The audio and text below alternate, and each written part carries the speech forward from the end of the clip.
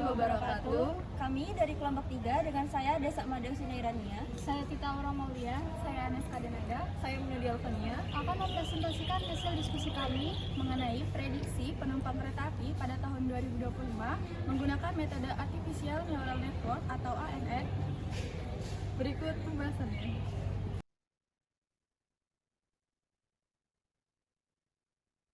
Baik, yang pertama yaitu adalah latar belakang. Transportasi merupakan bagian vital dalam kehidupan masyarakat modern, terutama di daerah dengan mobilitas tinggi seperti Pulau Sumatera. Salah satu modal transportasi darat yang tetap menjadi andalan adalah kereta api. Kereta api ini dipilih karena kemampuannya dalam menjangkau perjalanan jarak menengah hingga jarak jauh dengan efisien, stabil, dan aman.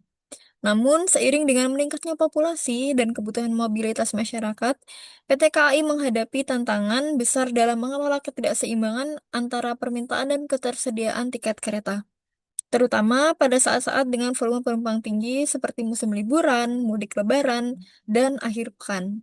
Permasalahan seperti kehabisan tiket dan overkapasitas tidak hanya menurunkan kualitas layanan, tetapi juga berdampak pada kepuasan pelanggan dan efisiensi operasional perusahaan. Oleh karena itu, upaya untuk meningkatkan perencanaan jadwal dan kapasitas kereta menjadi kebutuhan yang sangat mendesak.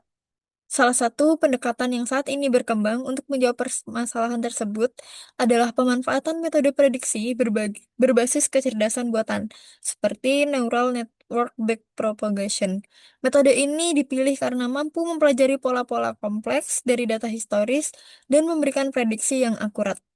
Adi Cahya dan kawan-kawan menyatakan bahwa algoritma backpropagation merupakan salah satu teknik dalam mesin learning yang populer karena keunggulannya dalam mengenali pola dan memberikan solusi prediktif di berbagai bidang, termasuk transportasi.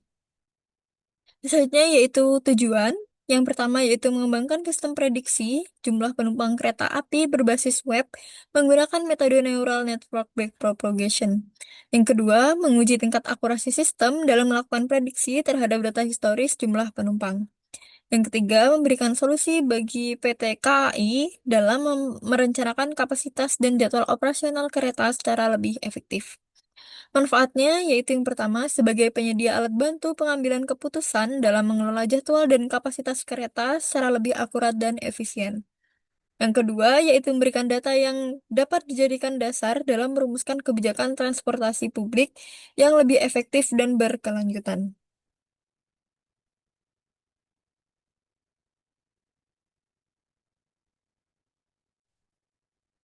Yang selanjutnya yaitu data. Data yang kami gunakan diambil dari BPS dengan menggunakan data jumlah penumpang kereta api Sumatera dari tahun 2023 sampai 2024. Berikut data yang kami gunakan. Selanjutnya ada penelitian terdahulu. Beberapa penelitian sebelumnya telah menggunakan metode Neural Network Backpropagation dalam melakukan prediksi pada berbagai bidang. Auli, Dina, dan kawan-kawan melakukan prediksi jumlah pengguna kereta api di Pulau Sumatera dan memperoleh akurasi sebesar 92% dengan arsitektur jaringan 331. Muhazir menggunakan metode yang sama untuk memprediksi jumlah penumpang kereta api di wilayah Sumatera dan memperoleh tingkat akurasi sebesar 98%. Saherti dan kawan-kawan juga menerapkan algoritma backpropagation dalam memprediksi jumlah penumpang kereta api pada divisi regional 1 dan memperoleh nilai MSE sebesar 0,0051 dan lain-lain. Maksudnya yaitu tinjauan pustaka. Yang pertama yaitu ada Artificial Neural Network atau yang biasa dikenal dengan ANN. ANN adalah salah satu metode komputasi yang meniru cara kerja otak manusia dalam memperoleh informasi. ANN terdiri dari sejumlah besar unit pemroses sederhana neuron yang bekerja sama secara paralel dan saling terhubung. ANN dapat digunakan untuk mengenali pola dan struktur dalam data, bahkan jika datanya kompleks dan non-linear. Karena kemampuannya tersebut, ANN banyak digunakan dalam berbagai bidang, termasuk prediksi jumlah penumpang dalam sistem transportasi seperti kereta api. Menurut Firdausa, ANN mampu mengatasi keterbatasan model statistik tradisional dalam menangani data time series yang mengandung ketidakteraturan. Yang selanjutnya yaitu akan dilanjutkan oleh teman saya. Selanjutnya, konsep dasar ANN. Menurut Ismarani dan kawan-kawan, konsep dasar ANN berlandaskan pada struktur neuron biologis. Setiap neuron dalam ANN menerima input, memproses input tersebut melalui fungsi aktivasi, dan mengirimkan output ke neuron lain dalam jaringan. ANN terdiri dari 3 jenis lapisan utama, yaitu yang pertama input layer, yang merupakan lapisan awal yang menerima data masukan. Yang kedua, hidden layer yang merupakan tempat proses transformasi dilakukan melalui bobot dan fungsi aktivasi. Yang terakhir, output layer yang menghasilkan hasil akhir dari proses jaringan berupa output atau prediksi berdasarkan proses di hidden layer. Proses pembelajaran dilakukan melalui penyesuaian bobot antar neuron berdasarkan perbedaan antara output prediksi dan nilai aktual atau error. Kemampuan ANN dalam menemukan pola tersembunyi dari data historis menjadikannya alat yang kuat untuk prediksi. Berikutnya arsitektur jaringan. Salah satu arsitektur ANN yang paling umum digunakan adalah feed-forward neural network, di mana aliran data bergerak dari input ke output tanpa loop atau umpan balik. Dalam arsitektur ini, data masuk melalui layer input, diproses di satu atau lebih layer tersembunyi, dan menghasilkan output. Proses pelatihan jaringan feed-forward dilakukan menggunakan algoritma backpropagation. Untuk mengoptimalkan performa jaringan, proses pelatihan dilakukan menggunakan metode backpropagation. Backpropagation adalah metode pembelajaran terarah atau supervised learning yang bekerja dengan menghitung error pada output dan menyebarkannya kembali ke jaringan untuk mengubah bobot sinaps. Penyesuaian bobot dilakukan agar error dapat diminimalkan secara iteratif. Selanjutnya, proses pelatihan jaringan. Pelatihan jaringan saraf tiruan bertujuan meminimalkan error atau output prediksi dan nilai target melalui proses inisialisasi bobot, feed-forward, perhitungan error, dan backpropagation. Bobot diinisialisasi secara acak menggunakan metode seperti Xavier atau High initialization. Data diproses dalam tahap feed-forward, lalu error dihitung dengan fungsi seperti MSE atau MAPE. Backpropagation kemudian digunakan untuk memperbarui bobot menggunakan algoritma seperti gradient descent. Proses ini diulang dalam beberapa epoch hingga model mampu memprediksi dengan akurat. Selanjutnya, fungsi aktivasi dan loss function. Fungsi aktivasi memberi sifat nonlinear pada jaringan saraf, memungkinkan pembelajaran pola kompleks. Sigmoid dan Tanha cocok untuk klasifikasi tapi rawan vanishing gradient, sedangkan ReLU lebih efisien dan umum dipakai di hidden layer. Untuk output numerik digunakan fungsi linear. Evaluasi performa model menggunakan fungsi loss seperti MSE dan MAPE, tergantung jenis data dan tujuan prediksi. Berikutnya ada prediksi yang merupakan usaha menduga atau memperkirakan sesuatu yang akan terjadi di waktu mendatang dengan memanfaatkan berbagai informasi yang relevan pada waktu sebelumnya melalui suatu metode ilmiah. Prediksi biasanya tidak memberikan jawaban secara pasti mengenai kejadian di masa yang akan datang, melainkan berusaha mencari jawaban sedekat mungkin yang akan terjadi. Selanjutnya, deret waktu, yang merupakan sekumpulan data atau informasi yang terkumpul secara berkala atau dalam interval waktu tertentu. Deret waktu dicatat pada interval waktu yang teratur untuk menghasilkan data yang teratur. Analisis deret waktu digunakan untuk memahami struktur suatu data serta membuat prediksi berdasarkan data historis. Data deret waktu memiliki beberapa komponen penting yang perlu diperhatikan, seperti tren, musiman, serta fluktuasi acak. Komponen-komponen ini penting untuk mendapatkan prediksi yang akurat. Selanjutnya ada normalisasi data. Normalisasi data merupakan salah satu proses dari pre-processing data. Pada normalisasi data dilakukan transformasi data ke dalam skala tertentu, biasanya antara 0 dan 1. Tujuan dari normalisasi data adalah untuk mendapatkan data yang akurat, di mana data dapat dilakukan perhitungan tanpa harus menghasilkan angka yang tinggi. Dalam model ANN, normalisasi data merupakan salah satu hal yang cukup penting karena nilai input yang besar dapat menyebabkan error yang tinggi, sehingga menghasilkan hasil yang kurang akurat. Berikut merupakan metode max normalization yang digunakan dalam ANN dengan rumus sebagai berikut. Selanjutnya, 2.9 evaluasi model. Evaluasi model digunakan untuk melihat akurasi pada model yang dihasilkan. Evaluasi model yang dapat digunakan pada model ANN untuk tahap pelatihan dan pengujian adalah mean square error atau MSE. MSE merupakan rata-rata selisih kuadrat antara nilai yang diramalkan dan yang diamati. Rumus untuk menghitung MSE adalah sebagai berikut. Selanjutnya, evaluasi model yang dapat digunakan untuk menghitung akurasi hasil prediksi adalah mean absolute percentage error, MAPE. MAPE adalah nilai rata-rata perbedaan absolut yang ada di antara nilai dari prediksi dan nilai realisasi yang disebutkan sebagai hasil persenan dari nilai realisasi. MAPE digunakan untuk melihat tingkat akurasi atau persentase dari angka prediksi dan angka realisasi. MAPE dapat dihitung menggunakan persamaan sebagai berikut.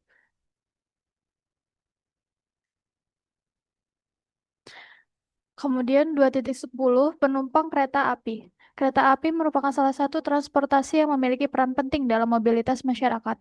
Informasi mengenai jumlah penumpang kereta api sangat berguna untuk mengatur operasional dan peningkatan pelayanan yang lebih baik. Data penumpang kereta api biasanya dikumpulkan dalam bentuk data deret waktu berdasarkan waktu keberangkatan, stasiun asal, dan volume penumpang. Jumlah penumpang kereta api dapat dipengaruhi oleh berbagai faktor seperti hari libur, cuaca, musim mudik, serta kebijakan pemerintah.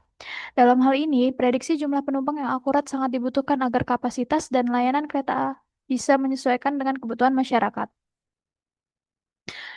Metodologi penelitian, di mana tempat dan waktu penelitian yaitu dilakukan pada semester genap tahun akademik 2024 per 2025 bertempat di jurusan Matematika, Fakultas Matematika dan Ilmu Pengetahuan Alam Universitas Lampung. Dengan data penelitian yang digunakan, penelitian ini merupakan data sekunder berupa data deret waktu jumlah penumpang kereta api di Pulau Sumatera. Data diperoleh dari Badan Pusat Statistik atau BPS. Data ini bersifat kuantitatif yang mencakup data bulanan pada tahun 2023 sampai 2024. Dengan metode penelitian yaitu A.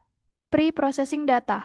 Yang pertama, normalisasi data menggunakan metode min-max normalization. Yang kedua, pemisahan data menjadi data latih, training data, dan data uji, testing data, dengan proporsi tertentu. Yang ketiga, pemeriksaan stasionaritas untuk mengetahui data memiliki rata-rata dan varians yang konstan atau tidak. B. Perancangan arsitektur jaringan. Yang pertama, menggunakan jaringan feed-forward neural network dengan satu atau lebih hidden layer. Yang kedua, menggunakan fungsi aktivasi ReLU pada hidden layer karena efisien dan mengurangi masalah vanishing gradient. Yang ketiga, menggunakan fungsi aktivasi linear pada output layer karena target prediksi bersifat kontinu. C. Pelatihan jaringan atau training. Yang pertama, model dilatih menggunakan algoritma backpropagation dengan loss function berupa mean square error atau MSE. Yang kedua, proses pelatihan dilakukan melalui beberapa approach dan menggunakan teknik optimasi seperti gradient descent untuk memperbarui bobot jaringan. D. Evaluasi model. Yang pertama, evaluasi model dilakukan menggunakan dua metrik utama. Yang pertama yaitu mean square error atau MSE untuk mengukur rata-rata kesalahan kuadrat antara hasil prediksi dan data aktual. Yang kedua, mean absolute percentage error atau MAPE untuk mengetahui persentase kesalahan relatif terhadap nilai aktual. Yang selanjutnya yaitu hasil dan pembahasan. Pre-processing data, sebelum melakukan pelatihan model, data yang digunakan perlu diproses terlebih dahulu untuk memastikan kualitas dan kesesuaiannya dengan model yang akan digunakan. Beberapa tahap pre-processing yang dilakukan adalah pembersihan dan normalisasi data. Kemudian normalisasi data, berdasarkan output yang dihasilkan, pada baris pertama terlihat data asli untuk tahun 2023 adalah 582 dan untuk tahun 2024 adalah 512. Setelah normalisasi dilakukan, nilai pada tahun 2023 menjadi 0,632850 dan tahun 2024 menjadi 0,391608, yang berarti pada tahun 2023 berjarak sekitar 63% dari nilai maksimum dalam data, sementara tahun 2024 berjarak sekitar 39% dari nilai maksimum. Kemudian, pembagian data. Pada tahap ini, data didistribusikan menjadi dua bagian, yaitu data dan data uji. Data latih dan data uji. Peneliti menggunakan dua strategi pembagian data dalam eksperimen ini.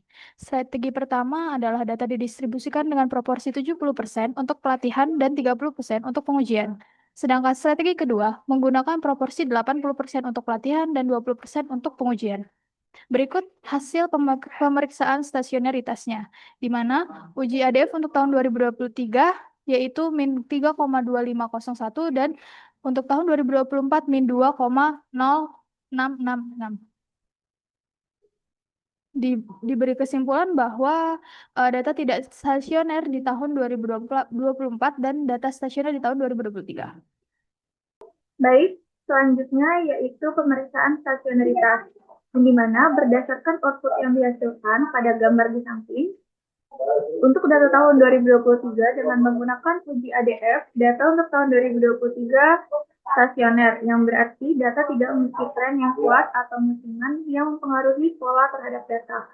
Selanjutnya, gambar di samping merupakan grafik dari uji stasioneritas gabungan pada tahun 2023 sampai 2024, yang dimana memiliki interpretasi ketika kedua data digabungkan, hasil uji menunjukkan bahwa data gabungan menjadi stasioner, yang berarti gabungan data tidak memiliki tren yang jelas setelah mempertimbangkan kedua tahun tersebut.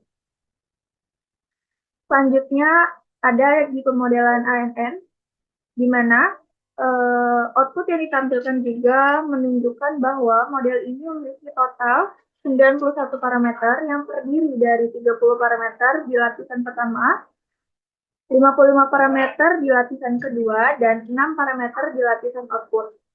Semua 91 parameter ini adalah dua trainable parameter, yang artinya semua bobot dan bias dalam model dapat diperbarui selama proses pelatihan. Selain itu, model ini tidak memiliki non-trainable parameter, yang berarti tidak ada parameter yang tetap dan tidak bisa dipelajari. Selanjutnya yaitu evaluasi model. Output yang dihasilkan yaitu merupakan nilai MSE dan nilai MAPE, di mana nilai MSE yang diperoleh adalah 3116,02. MSE adalah metrik yang mengukur rata-rata kuadrat dari kesalahan prediksi antara nilai aktual dan nilai yang diprediksi oleh model. Nah, dalam hal ini, MAPE dengan sebesar 7,37% menunjukkan bahwasannya rata-rata kesalahan model dalam prediksi jumlah penumpang adalah sekitar 7,37% dari nilai aktual. Secara umum, MAPE dengan di bawah nilai 10% itu dianggap cukup baik dalam banyak konteks aplikasi. Selanjutnya memasuki nilai prediksi. Gambar ini merupakan gambar prediksi tahun 2025 berdasarkan 2023 dan 2024. Di sini terdapat bulan dan tahun 2023, 2024, dan 2025. Nah, berdasarkan data tahun 2023 dan 2024, serta hasil prediksi untuk tahun 2025 diperoleh, pada bulan Januari hingga bulan Mei terjadi fluktuasi dan penurunan tajam pada Januari hingga Februari di tahun-tahun sebelumnya. Namun, prediksi pada tahun 2025 menunjukkan tren peningkatan dengan angka cukup tinggi di Januari dengan angka 513,72 dan Mei di angka 519,27.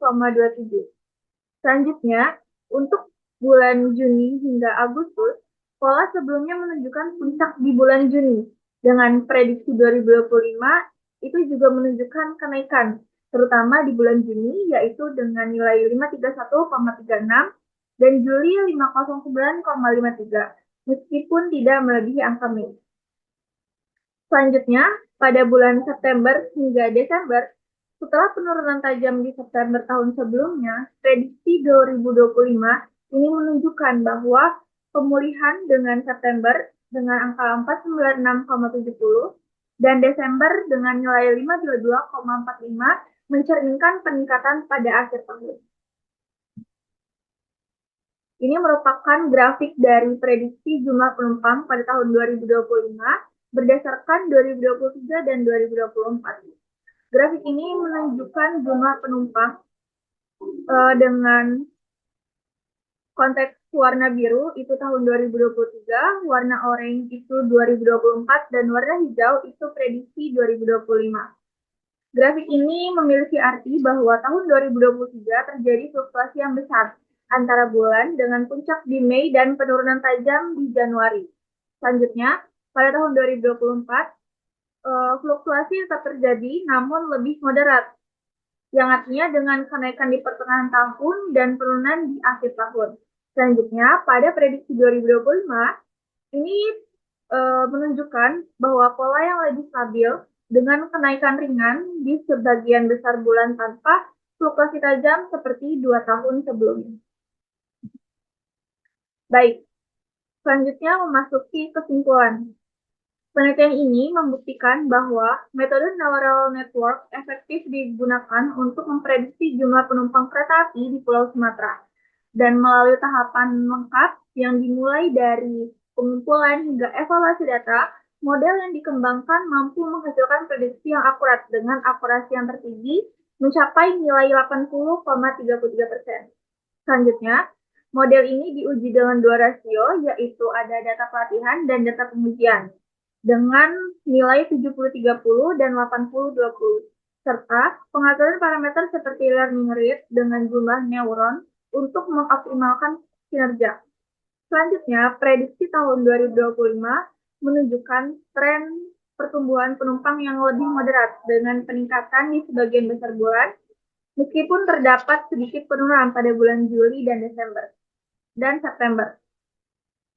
Selanjutnya, untuk fluktuasi musiman ini tetap ada, namun prediksi untuk 2025 lebih stabil dibandingkan dengan tahun 2023 dan 2024. Ini menunjukkan fluktuasi besar di bulan Mei dan Desember. Penelitian ini berpotensi memberikan kontribusi yang nyata dalam perencanaan transportasi, membantu perusahaan kereta api dalam pengambilan keputusan terkait kapasitas dan pelayanan. Ke depan, model ini dapat dikembangkan lebih lanjut dengan memasukkan variabel eksternal seperti cuaca, harga tiket, dan kejadian khusus. Baik, ini merupakan hasil dari presentasi kami. Kami akhiri. Wassalamualaikum warahmatullahi wabarakatuh.